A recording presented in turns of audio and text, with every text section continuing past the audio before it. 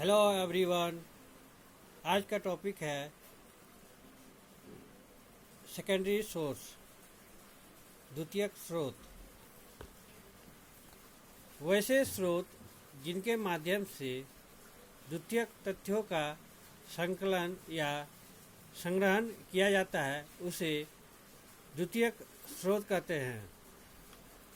द्वितीयक स्रोत कभी कभी कही सुनी बातों तथा प्रत्यक्ष दर्शकों के आधार पर होता है।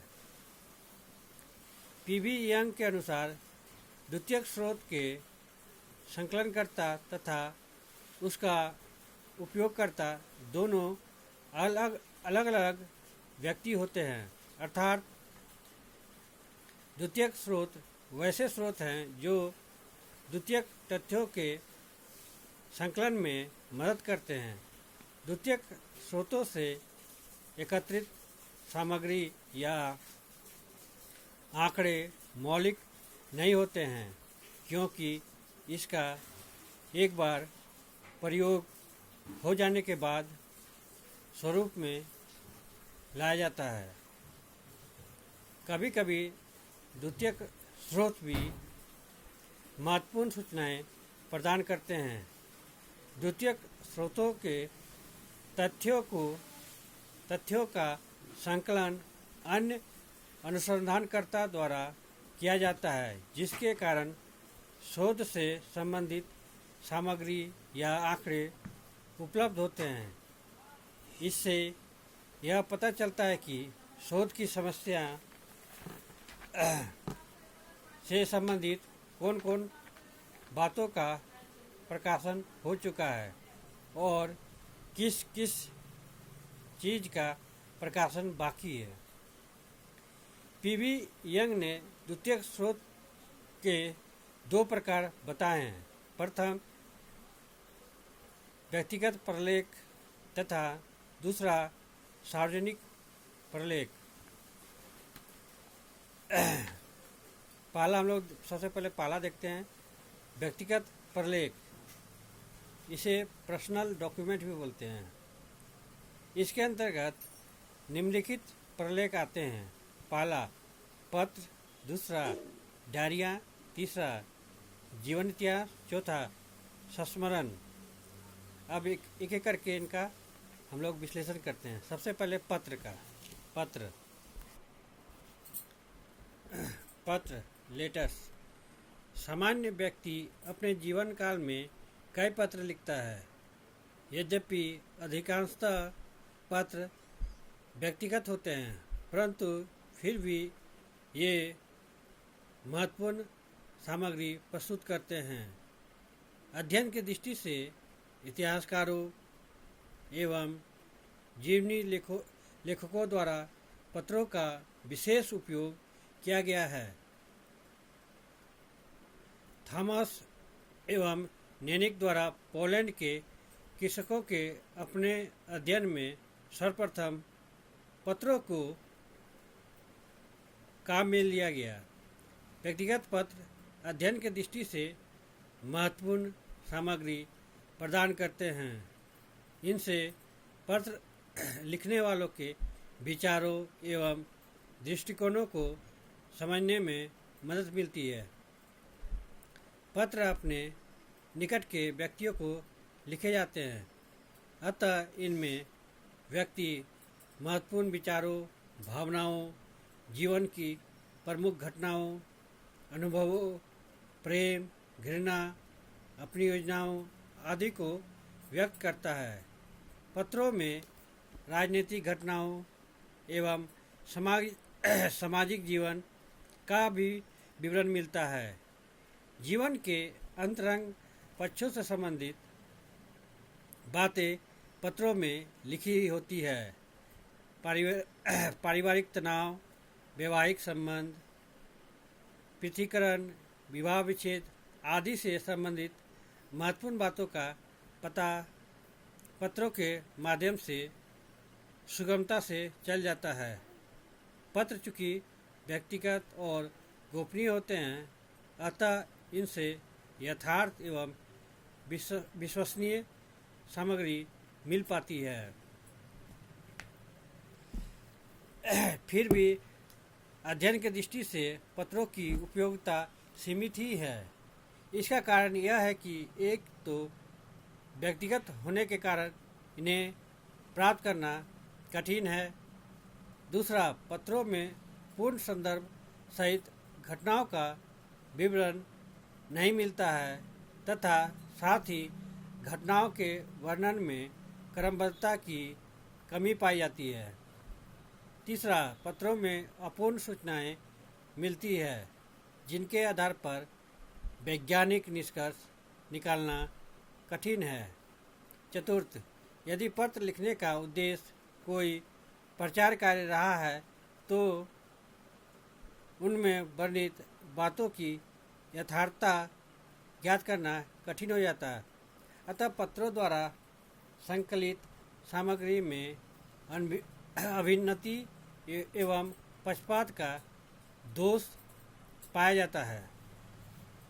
अब देखते हैं दूसरा, डायरी। कई लोग अपने दिन प्रतिदिन की घटनाओं को डायरी के रूप में लिखते हैं। डायरी एक पूर्णतः गोपनीय दस्तावेज है, अतः व्यक्ति अपने जीवन की रहस्यमयी बातों का पता लगाने का एक विश्वसनीय स्रोत है। जॉन मेज ने लिखा है, डायरियाँ सबसे ज़्यादा रहस्योद्घाटन करने वाली होती है, क्योंकि एक और व्यक्ति को इनका जनता के सामने प्रदर्शित होने का भय नहीं होता है एवं दूसरी ओर इनमें घटनाओं एवं क्रियाओं के घटित एवं संपन्न होने के समय ही उनको बहुत स्पष्ट रूप में लिख दिया जाता है। मेज के इस कथन से सामाजिक अनुसंधान में डायरी का तथ्य संकलन के स्रोत के रूप में महत्व स्वतः ही स्पष्ट हो जाता है। इससे गोपनीय तथ्य प्राप्त होते हैं जो सापेक्ष दृष्टि से अधिक विश्वसनीय होते हैं, क्योंकि लेखक डायरी में घटनाओं का यथार्थ चित्रण करता है। वह प्रदर्शन या प्रकाशन के उद्देश्य से डायरी नहीं लिखता है। महापुरुषों के कार्यों, यात्रा वर्णन, जेल जीवन का वृत्तांत, युद्ध या किसी अन्य असाधारण घटना के संस्मरण के रूप में लिखी गई डायरियाँ शोध कार्य में काफ़ी सहायक होती है।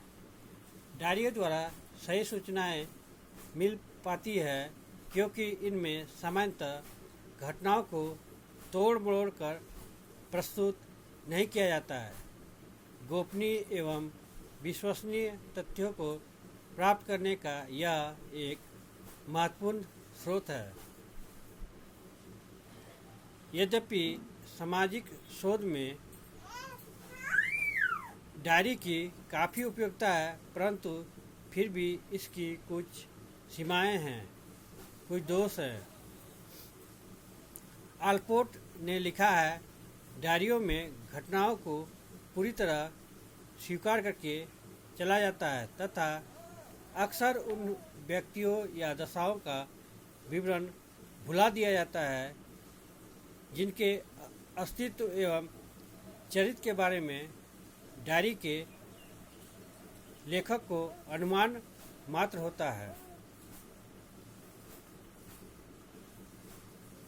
जॉन मेज ने बताया है, डायरियाँ जीवन के नाटकीय एवं संघर्षात्मक पक्षों का तो बढ़ा चढ़ाकर वर्णन कर सकती है, परंतु कई महीनों के शांतिपूर्ण एवं सुखद क्षणों को इनमें उचित मात्रा में स्थान नहीं दिया जाता है। इन कमियों के अलावा डायरियों द्वारा तथ्य संकलन के कुछ अन्य दोष इस प्रकार हैं। इनमें घटनाओं का क्रमबद्ध विवरण नहीं मिलता है। यदि डायरी को प्रकाशित कराने की लेखक की तनिक सी भी अप्रकट इच्छा भी है तो उसमें कल्पनाशीलता एवं घटनाओं को बढ़ा चढ़ाकर लिखने का भाव आ जाता है। ऐसी स्थिति में डायरियों के माध्यम से प्राप्त तथ्य के आधार पर वैज्ञानिक निष्कर्ष निकालना कठिन है। तीसरा, जीवन इतिहास, लाइफ हिस्ट्री। तथ्य संकलन के द्वितीय स्रोत के रूप में जीवन इतिहास का काफ़ी महत्व है। जॉन मेज ने लिखा है, वास्तविक अर्थ में जीवन इतिहास का तात्पर्य किसी विस्तृत आत्मकथा से होता है। सामान्य अर्थों में इसका प्रयोग किसी भी जीवन संबंधी सामग्री के लिए किया जा सकता है। अन्य शब्दों में हम कह सकते हैं कि जीवन इतिहास का तात्पर्य किसी भी प्रकार की जीवन संबंधी सामग्री से है। जीवन इतिहास के प्रमुखतः दो रूप देखने को मिलते हैं। प्रथम, आत्मकथा, ऑटोबायोग्राफी, जिसे व्यक्ति अपने संबंध में स्वयं लिखता है, तथा द्वितीय, जीवन चरित्र, बायोग्राफी, जिसे कोई व्यक्ति किसी अन्य व्यक्ति की जीवन संबंधी घटनाओं के बारे में लिखता है। साधारणतः प्रसिद्धि प्राप्त व्यक्तियों के जीवन चरित्र ही लिखे जाते हैं। जीवन इतिहास आत्मकथा के रूप में स्वयं द्वारा भी लिखा जा सकता है और किसी अन्य व्यक्ति के द्वारा भी। ये दोनों ही द्वितीयक तथ्य संकलन के प्रमुख स्रोत हैं। किसी महापुरुष के जीवन इतिहास से उसके समय की सामाजिक, आर्थिक, राजनीतिक, सांस्कृतिक एवं विभिन्न प्रकार की घटनाओं को समझने में सहायता मिलती है। जीवन इतिहासों से एक विशेष काल की सामाजिक परिस्थितियों एवं समस्याओं को भली प्रकार से समझा जा सकता है। भारत में समाज सुधारकों के जीवन इतिहास से हिंदू समाज और उसमें व्याप्त कुरीतियों को समझने और उनसे संबंधित अध्ययन करने में काफ़ी मदद मिली है। अब तीसरा देखते हैं, संस्मरण, इसको मेमोरीज। कई लोग अपनी यात्रा, जीवन की महत्वपूर्ण घटनाओं एवं रोमांचकारी अनुभवों को संस्मरण के रूप में लिखते हैं या उन्हें समय समय पर अन्य व्यक्तियों को सुनाते हैं। ये संस्मरण न केवल व्यक्ति के जीवन अनुभवों का लेखा-जोखा ही प्रस्तुत करते हैं, बल्कि काल विशेष के समाज की दशाओं का चित्रण भी करते हैं। यात्राओं एवं महत्वपूर्ण घटनाओं के संस्मरण लिखने का प्रचलन प्राचीन काल से ही चला आ रहा है। उदाहरण के रूप में हम देखते हैं, कोलंबस, फायान, वेनसांग एवं मेगास्थनीज ने काफ़ी उपयोगी संस्मरण लिखे। ब्रिटिश शासनकाल में कई अधिकारियों के द्वारा ऐतिहासिक पद्धति के आधार पर जनपद संस्मरण लिखे गए। इन संस्मरणों से एक काल विशेष की सामाजिक, आर्थिक, राजनीतिक एवं सांस्कृतिक दशाओं का पता चलता है। इनसे लोगों के रहन सहन, रीति रिवाजों, धर्म, भाषा एवं संपूर्ण जीवन विधि अर्थात संस्कृति को समझने में मदद मिलती है।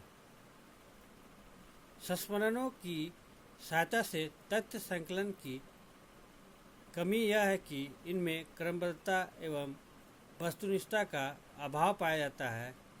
फिर भी तथ्य संकलन के द्वितीयक स्रोत के रूप में इनकी उपयोगिता है।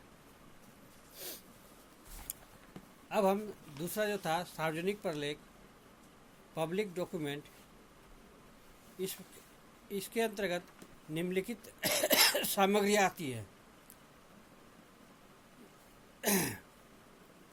इसको हम लोग दो भागों में बांटते हैं, प्रकाशित प्रलेख और अप्रकाशित प्रलेख।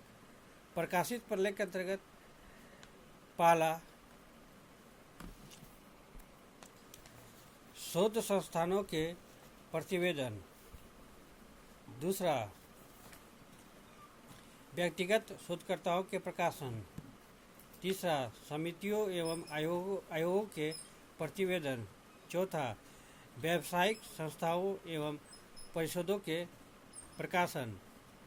पांचवा, अंतर्राष्ट्रीय संगठनों के प्रकाशन। छठा, पत्र पत्रिकाएं। अब इनका एक एक करके हम विश्लेषण करेंगे। पहला, शोध संस्थाओं के प्रतिवेदन। विभिन्न शोध संस्थान अपने शोध कार्यों का विवरण प्रस्तुत करने हेतु समय समय पर प्रतिवेदन प्रकाशित कराते हैं। यह सामग्री अन्य शोधकर्ताओं के लिए काफ़ी उपयोगी प्रमाणित होती है।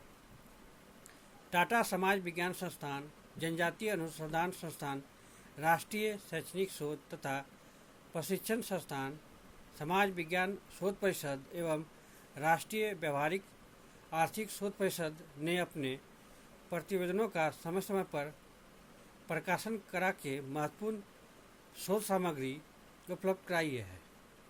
अब देखते हैं दूसरा, व्यक्तिगत शोधकर्ताओं के प्रकाशन। अनेक शोध छात्र विभिन्न क्षेत्रों में अपना शोध कार्य संपन्न कर शोध निबंध प्रकाशित कराते हैं। ये प्रकाशन भी सार्वजनिक प्रलेख के रूप में द्वितीयक सामग्री के प्रमुख स्रोत हैं। तीसरा, समितियों एवं आयोगों के प्रतिवेदन। अनेक सरकारी एवं गैर सरकारी समितियों तथा आयोगों द्वारा समय समय पर अपने प्रतिवेदन प्रकाशित कराए जाते हैं। इन समितियों एवं आयोगों द्वारा कई प्रकार के तथ्य संकलित कराए जाते हैं, जैसे शिक्षा संबंधी आंकड़े, अपराध संबंधी आंकड़े, निर्धनता एवं बेकारी संबंधी आंकड़े, जिन्हें सार्वजनिक उपयोग हेतु प्रकाशित करा दिया जाता है। राष्ट्रीय नियोजन समिति, योजना आयोग आदि के द्वारा प्रकाशित प्रतिवेदन काफ़ी उपयोगी सिद्ध हुए हैं। भारत में जनगणना प्रतिवेदन द्वितीयक सामग्री के प्रमुख स्रोत हैं। इनका अनेक समाजशास्त्रियों ने अध्ययनों में काफ़ी उपयोग किया है। चौथा, व्यावसायिक संस्थाओं एवं परिषदों के प्रकाशन। राष्ट्रीय उत्पादन परिषद, बाल कल्याण परिषद, सूती कपड़ा मिल मालिक संघ, आर्थिक एवं सांख्यिकी निदेशालय, कृषि विभाग, चैम्बर ऑफ कॉमर्स आदि के प्रकाशन तथ्य संकलन के महत्वपूर्ण द्वितीयक स्रोत हैं। पाँचवां, अंतर्राष्ट्रीय संगठनों के प्रकाशन। संयुक्त राष्ट्र शैक्षणिक, वैज्ञानिक एवं सांस्कृतिक संगठन यूनेस्को, विश्व स्वास्थ्य संगठन WHO, अंतर्राष्ट्रीय श्रम संगठन, अंतर्राष्ट्रीय बाल सहायता कोष आदि के द्वारा समय समय पर प्रकाशित सामग्री तथ्य संकलन का विश्वसनीय स्रोत है। छठा, पत्र पत्रिकाएं। विभिन्न शोध पत्र समय समय पर प्रकाशित होते रहे हैं। अनेक शोध पत्रिकाएं भी निकलती रहती है। इनके अलावा दिन प्रतिदिन की घटनाओं के विवरण समाचार पत्रों में प्रकाशित होता है। उनमें कई लेख एवं संपादकीय भी छपते रहते हैं। रेडियो एवं दूरदर्शन भी मूल्यवान सामग्री उपलब्ध कराते हैं। यद्यपि जनसंचार के इन साधनों से महत्वपूर्ण तथ्य तो प्राप्त होते हैं, परंतु शोध कार्य हेतु इनका उपयोग बड़ी सावधानी के साथ किया जाना चाहिए। ऐसे तथ्यों की विश्वसनीयता का पता लगा लिया जाना चाहिए। अब देखते हैं अप्रकाशित प्रलेख। इसमें जो पहला आता है वो है अभिलेख, दूसरा अनुसंधानकर्ताओं के प्रतिवेदन। तीसरा, पांडुलिपियाँ। चौथा, अप्रकाशित लोकगीत, लोक संस्कृति, शिलालेख, लोक गाथाएँ। अब इनका एक एक करके हम विश्लेषण करेंगे। पहला, अभिलेख। विभिन्न सरकारी और गैर सरकारी कार्यालयों में उनकी आवश्यकता अनुसार कई प्रकार के आंकड़े और सूचनाएं एकत्रित करके रखे जाते हैं। यह संपूर्ण सामग्री विभिन्न समितियों, संगठनों, आयोगों के प्रतिवेदनों एवं समय समय पर आयोजित होने वाली बैठकों की कार्रवाइयों के रूप में होती है। यद्यपि यह सामग्री गोपनीय होती है, परंतु साथ ही काफ़ी विश्वसनीय भी होती है। दूसरा, अनुसंधानकर्ताओं के प्रतिवेदन। अनेक अनुसंधानकर्ता शोध कार्यों के आधार पर महत्वपूर्ण प्रतिवेदन तो तैयार कर लेते हैं, शोध निबंध तो लिख लेते हैं, परंतु उनमें से अधिकांशतः अप्रकाशित ही रह जाते हैं। ये भी सूचना प्राप्ति एवं सामग्री के सत्यापन के प्रमुख स्रोत हैं। तीसरा, पांडुलिपियाँ। कुछ महापुरुष, समाज सुधारक, नेता एवं विभिन्न क्षेत्रों में ख्याति प्राप्त व्यक्ति विभिन्न विषयों का गहन अध्ययन एवं तथ्य संकलन कर पांडुलिपियाँ तैयार करते हैं। वे किन्हीं कारणों से इन्हें प्रकाशित नहीं करा पाते हैं। इनमें काफ़ी उपयोगी सामग्री होती है। शोध हेतु इन पांडुलिपियों को प्राप्त करना काफ़ी कठिन होता है। कई बार इन्हें संग्रहालयों में सुरक्षित रख दिया जाता है, जहां इनका लाभ भी उठाया जा सकता है। चौथा, अप्रकाशित लोकगीत, लोक संस्कृति, शिलालेख, लोक गाथाएँ। ये द्वितीयक तथ्य संकलन के महत्वपूर्ण स्रोत हैं। मानव शास्त्रियों के द्वारा अनेक अध्ययनों में इनका काफ़ी उपयोग किया गया है। इन्हीं शब्दों के साथ मैं इस टॉपिक को यहीं विराम देता हूँ। अगर आप लोग को इस टॉपिक से संबंधित कोई भी प्रश्न पूछना हो तो आप कमेंट बॉक्स में जाके अपना प्रश्न पूछ सकते हैं। Thank you. जय हिंद।